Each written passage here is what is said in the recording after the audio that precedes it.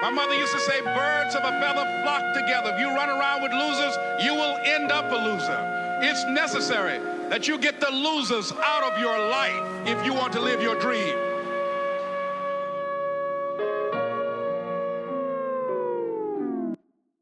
I read a book called The Greatest Salesman in the World, and it was 2 sections in there that touched me so much that I actually typed up those parts and framed them and put them on my dresser in my bedroom.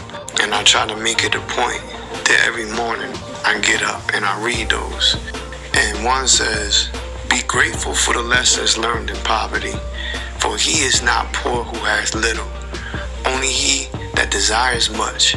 And true security lies not in the things one has, but in the things one can do without." And the other one says, "I will persist until I succeed. I was not delivered unto this world in defeat, nor does failure course in my veins. I am not a sheep waiting to be prodded by my shepherd. I am a lion, and I refuse to talk, to walk, to sleep with the sheep. I will hear not those who weep and complain, for the disease is contagious. Let them join the sheep. The slaughterhouse of failure is not in my destiny. I will persist until I succeed." I take both of those true to heart. Each one of us has to fight to push ourselves, to be better, to be greater. I try to take inspiration from all walks of life. I try not to just limit myself.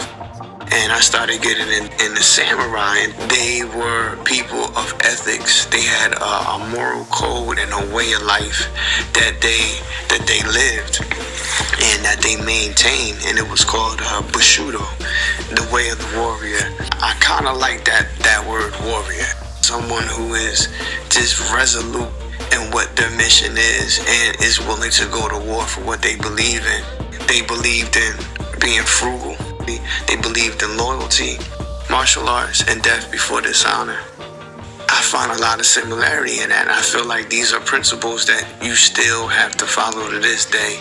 And I kind of equate that to, back in the day there being honor among thieves, that even if you were doing things wrong, you tried to do them right.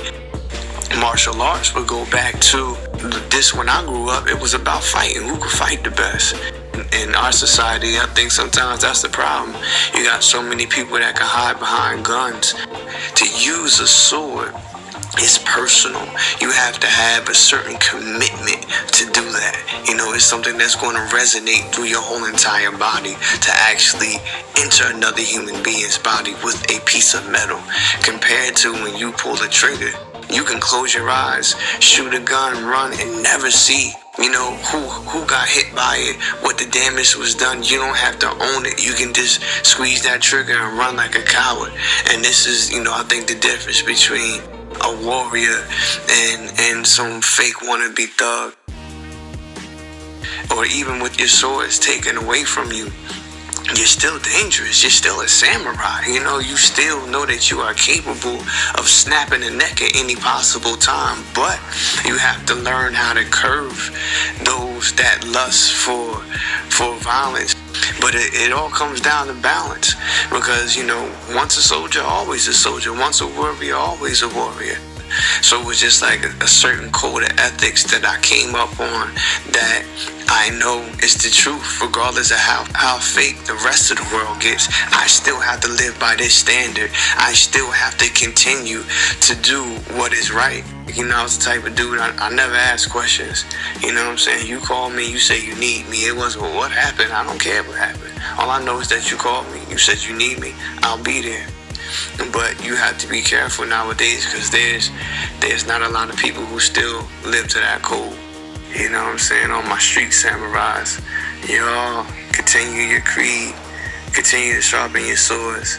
Your mind is always your best weapon, and we shall rise again.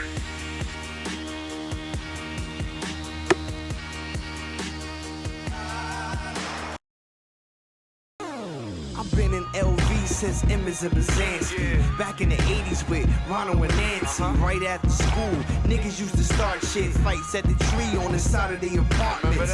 Ask the OGs, believe me, they remember me. I'm old school like Lee's out of Gregory's. Ill dancer, dare a nigga step to me. Other than Mike Johns, niggas couldn't mess with me. Mikey Mike was like one of the best nigga dance.